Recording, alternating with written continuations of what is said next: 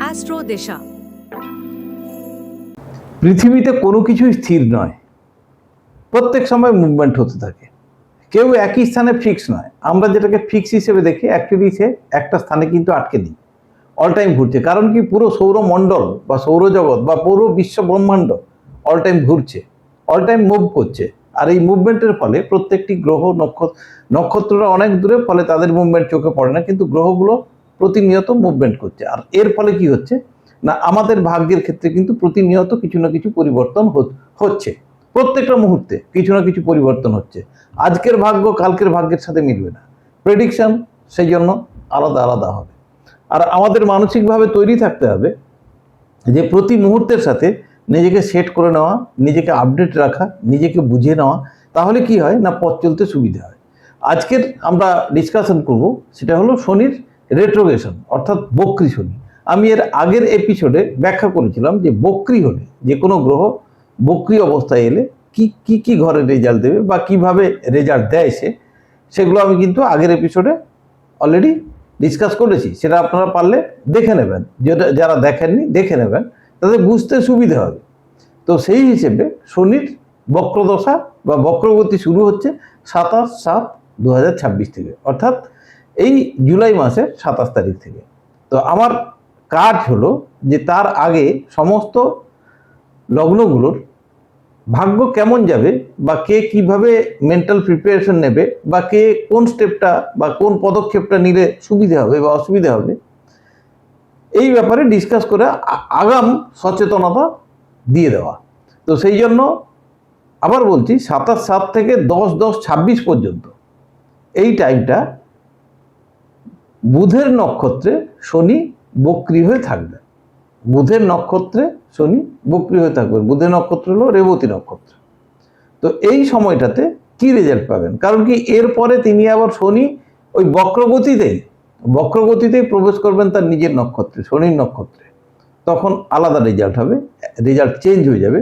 তো এই যে 3 মাস, অর্থাৎ 7 থেকে 10, 3 মাস, কম বেশি 3 মাস, এই 3 মাসের মধ্যে আপনাদের কি করণীয়, কিভাবে কি করলে লাভ হবে, ক্ষতি থেকে কিভাবে বাঁচবেন, কার কিভাবে কোন জায়গায় কি রকম চললে সুবিধা হবে, এই ডিসকাশন করব আজকের এই এপিসোডে। শুনতে থাকবেন। যাদের এই 3টি লগ্ন, অর্থাৎ মেষ, বৃষ এবং মিথুন, আমি 4টি ভাগে সমস্ত লগ্নকে জানাবো। আজকের এপিসোডে থাকবে মেষ, বৃষ এবং মিথুন। শুনতে থাকুন আপনারা।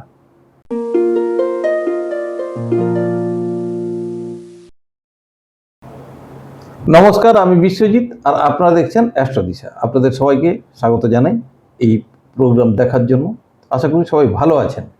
তো আজকে শনির রেট্রোগেশন, অর্থাৎ বক্রগতিতে শনি গমন করবেন 27শে জুলাই। থাকবেন ওই রেবতী নক্ষত্রেই থাকবেন, অর্থাৎ রেবতী নক্ষত্র টোটালটা ক্রস করতে তার সময় লাগবে 10/10/26, অর্থাৎ অক্টোবরের 10 পর্যন্ত। এই 3 মাসের সময়কালে মেষ লগ্ন, বৃষ লগ্ন এবং মিথুন লগ্নের কেমন যাবে, কিভাবে থাকা যাবে ইত্যাদি ডিসকাশন শুরু করব। প্রথমেই শুরু করি মেষ বা এরিস। এরিস মেষ লগ্নের বুধের নক্ষত্রে আছে, তার মানে মিথুন এবং কন্যা, এই দুটো ঘর বুধের নিজের ঘর। এই দুটো ঘরের রেজাল্ট শনি দেবে। এই দুটো ঘর 3 নম্বর এবং 6 নম্বর হয়, এবং শনি তার নিজের ঘর অর্থাৎ মকর এবং কুম্ভের রেজাল্ট দেবে। সেই সঙ্গে শনি বসে রয়েছে মিনে, অর্থাৎ হচ্ছে কি 10, 11, 12। কিন্তু রেট্রোগেশন যখন হয়, এতদিন আপনারা এই রেজাল্টগুলো পাচ্ছিলেন, কারণ এখনও বুধের নক্ষত্রে আছে। কিন্তু যখনই রেট্রোগেট হবে, তখনই ফলগুলো এক ঘর করে পেছনে চলে যাবে। কারণ কি, রেট্রোগেশন আমি ওই প্রোগ্রামে বুঝিয়েছি কেন হয়। এই ফলগুলো এক ঘর করে পিছিয়ে যাবে। পিছিয়ে গেলে কি রেজাল্ট হবে না, 2, 5, 9, 10, 11, অর্থাৎ 3টা 2 হয়ে যাবে, 6টা 5 হয়ে যাবে, আর ওদিকে 9, 10, 11, 12 থাকবে না। তো এই যখন রেজাল্ট হবে, তখন এই কম্বিনেশন থেকে জাতক বা জাতিকা কি রেজাল্ট পাবে। প্রথমেই বলে রাখি, যাদের শনির দশা চলছে বা অন্তর্দশা চলছে বা মহাদশা চলছে, এমনকি প্রত্যন্ত দশাও যাদের চলছে, তারাই একমাত্র এই ফলটা পাবেন। অন্যান্য কোনো দশা মহাদশার ক্ষেত্রে এই ফল কিন্তু প্রযোজ্য নয়।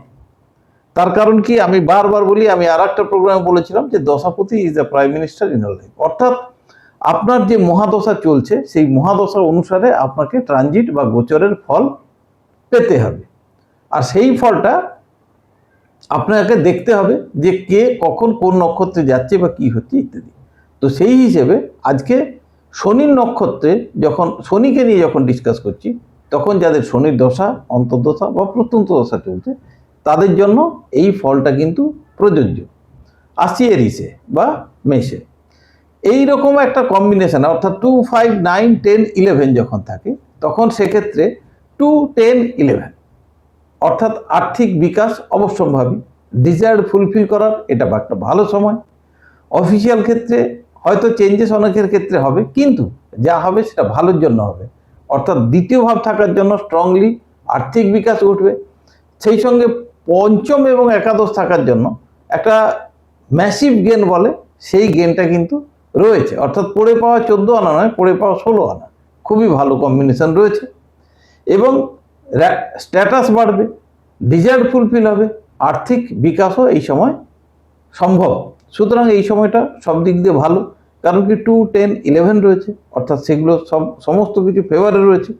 যারা স্বাধীন প্রফেশন করেন, সবাই যে চাকরি করবে এমন কোনো ব্যাপার না, যারা স্বাধীন প্রফেশনে আছেন তাদের ক্ষেত্রেও এই সময়টা ভালো। যারা উচ্চশিক্ষার ক্ষেত্রে রয়েছেন তাদের ক্ষেত্রেও এই সময়টা ভালো, আশার থেকেও ভালো রেজাল্ট এই সময় আপনারা পাবেন।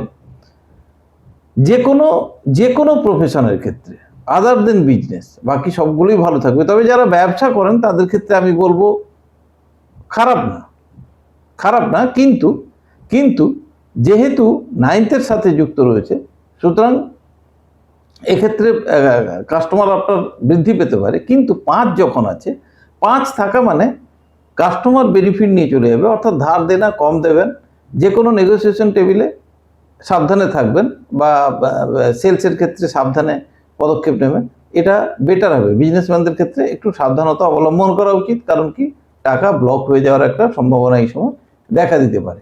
আদারওয়াইজ সমস্ত কম্বিনেশন কিন্তু খুবই ভালো। এই সময়টাকে মেষ লগ্নের জাতক বা জাতিকারা ভালোভাবে রাখুন, ভালোভাবে কাটান। যে সমস্ত বেনিফিট নেওয়ার জায়গাগুলো আটকে ছিল সেগুলো এই সময় করে নিন। এই সময়টা কিন্তু সব সময় আসবে না। আসছি এর পরের লগ্ন বৃষ। দেখুন, বৃষ লগ্নের ক্ষেত্রে, বৃষ লগ্ন যাদের, তাদের ক্ষেত্রে একটা কথা বলি, বারবার বলি যে লগ্ন অনুসারে সমস্ত কিন্তু ফারাক হয়ে যায়। যেটা এরিজের ক্ষেত্রে বললাম, বৃষ লগ্নের ক্ষেত্রে সেই কানেকশনটা আসবে 1, 4, 8, 9 এবং 10। অ্যাজ পার কৃষ্ণমূর্তি সিস্টেম সবসময় জানবেন যে ঘরগুলোর ফল দেবে সেই ঘরগুলোরই ফল দেবে, তার বাইরে কোনো কথা হবে না, কোনো গল্প হবে না। যারা গল্প শুনতে বিশ্বাসী তাদের একটু অসুবিধে লাগবে, কিন্তু ধীরে ধীরে বুঝে যাবেন যে সায়েন্টিফিক অ্যাস্ট্রোলজি কি বা কেন।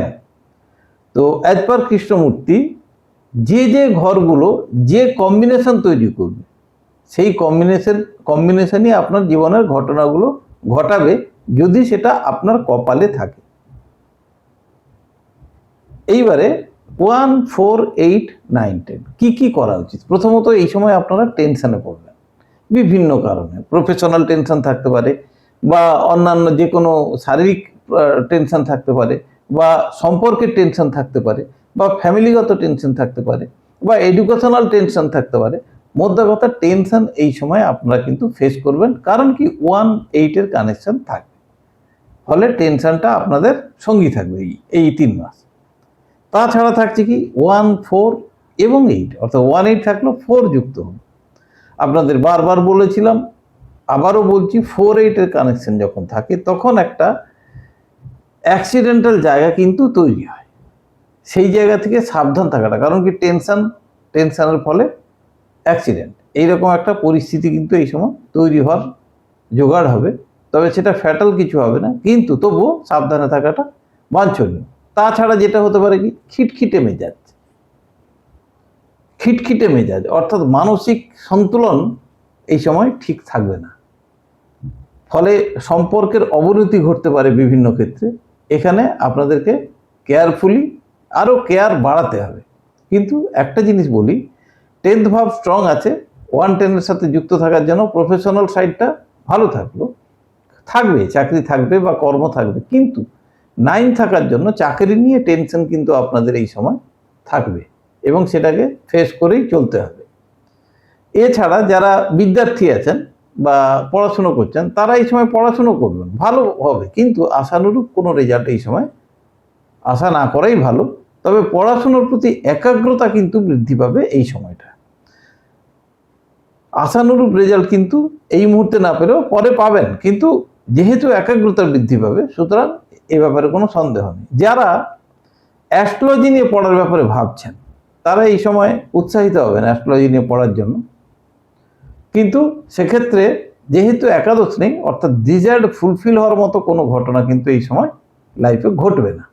এছাড়াও আরও একটা যেটা হতে পারে, সেটা হলো যেহেতু 8 এবং 9 অর্থাৎ ফরেনে যারা আছেন, বিদেশে যারা এই মুহূর্তে বসবাস করছেন, তাদের কিন্তু ভালো সময় এই সময় যাবে। তো এই হলো মোটামুটি বৃষ লগ্নের জাতক বা জাতিকাদের ফল। কবে থেকে না 27/7/26 থেকে 10/10/26, যাদের শনির দশা, মহাদশা বা অন্তর্দশা বা প্রত্যন্তদশা চলছে তাদের জন্য। এরপর আসছি জেমিনি। জেমিনি মানে মিথুন লগ্ন যাদের, তাদের জন্য। মেষ অত্যন্ত ভালো, বৃষ মধ্যম, অর্থাৎ মেপে চলতে হবে। আবার মিথুনের ক্ষেত্রে এই সময়টা কিন্তু মোটেই অনুকূল থাকবে না। সাবধান অতি অবশ্যই হতে হবে যে ক্ষেত্রে আছেন সেক্ষেত্রতেই। কারণ কি 3, 7, 8, 9 এবং 12 এই ঘরগুলো কানেকশন হচ্ছে। আমি বারবার বলি যে 8-12 যখনই 8-12 কানেকশন হয়, অর্থাৎ একটা প্রেসারাইজ কন্ডিশন, চাপে থাকা, বিভিন্ন রকম টেনশন, চাপে থাকা, সেই সঙ্গে 3 যুক্ত হয়ে গেছে, মানে পাগল প্রায় অবস্থা এই জেমিনি বা মিথুনের ক্ষেত্রে কিন্তু হওয়ার সম্ভাবনা রয়েছে। অর্থাৎ অত্যন্ত প্রেসারাইজ কন্ডিশনে এই সময় পড়ে যেতে হবে বিভিন্ন কারণে। প্রফেশনাল কারণে হতে পারে, এডুকেশনাল কারণে হতে পারে, সোশ্যাল কারণে হতে পারে, ফ্যামিলিগত কারণে হতে পারে, হবে এটুকু কিন্তু নিশ্চিত। কারণ কি 9-12 রয়েছে, অর্থাৎ 3, 9, 12 রয়েছে, অর্থাৎ এক্ষেত্রে যারা বিদেশে যাবেন বা ঘর থেকে বহু দূরে থাকবেন, তারা কিন্তু এই সময়টা একটু ভালো থাকবেন। আদারওয়াইজ কি হবে, 9 মানে কি কর্মহীন হওয়ার একটা কিন্তু যোগ এই সময় আছে, এবং সেই টেনশন বা সেই ঝামেলা বা সেই লিটিগেশনের মধ্যে এই সময়টা আপনাদের কাটবে। সেই সঙ্গে 3-12 রয়েছে, অর্থাৎ বাড়ির বাইরে সময় কাটানো বা বাড়ির বাইরে অনেকটা সময় ব্যয় করা আপনাদের এই সময় ঘটবে জীবনে। 8-12 আগেই বলেছি, 9-12 বিদেশ ভ্রমণ বা দূরবর্তী ভ্রমণে যাওয়ার সম্ভাবনা এই সময় থাকবে। তাছাড়া সমস্যাবহুল জীবন, আর্থিক বিকাশের ক্ষেত্রে যদি বলি 8-12 মানে কি অর্থহানি, অর্থাৎ যেখানে অর্থ আপনারা জমাতে এই সময় পারবেন না, বরং আপনার অর্থ অন্যজনের হাতে যাবে, এবং অন্যজনের হাতে গিয়ে আপনার অর্থের বেনিফিটটা ওই নেবে, আপনি নয় কিন্তু। ফলে এই সময়টা জেমিনি বা মিথুন লগ্নের জাতক জাতিকাদের একটা কথা বলবো, খুব সাবধানে এই সময়টা থাকুন। ইভেন ব্যবসা যারা করছেন তারাও এই সময় লস করবেন। কারণ কি 7-12 ইনভেস্টমেন্ট বেড়ে যাবে, কিন্তু আর্নিং কমে যাবে, দ্বিতীয় ভাব অনুপস্থিত। শুধু তাই নয়, ব্যবসাতে এই সময় যারা ধার দেবেন, যেগুলো ধার আছে সেগুলো এই সময় পাবেন না, আটকে থাকবে। আর যারা নতুন করে ধার দেবেন সে ধারও আটকে যাবে। ফলে ব্যবসায়ীরা অত্যন্ত সাবধানের সাথে এই সময় পা ফেলুন। সময় চিরকাল সমান যায় না, অপেক্ষা করুন, ভালো সময় নিশ্চয়ই আসবে। তো এই পর্যন্ত মেষ, বৃষ এবং মিথুন তিনটে লগ্নের জাতক এবং জাতিকাদের আগামী 3 মাস অর্থাৎ 27/7/26 থেকে 10/10/26 পর্যন্ত কিভাবে থাকা উচিত সেটা কিন্তু আমি ডিটেলসে বললাম।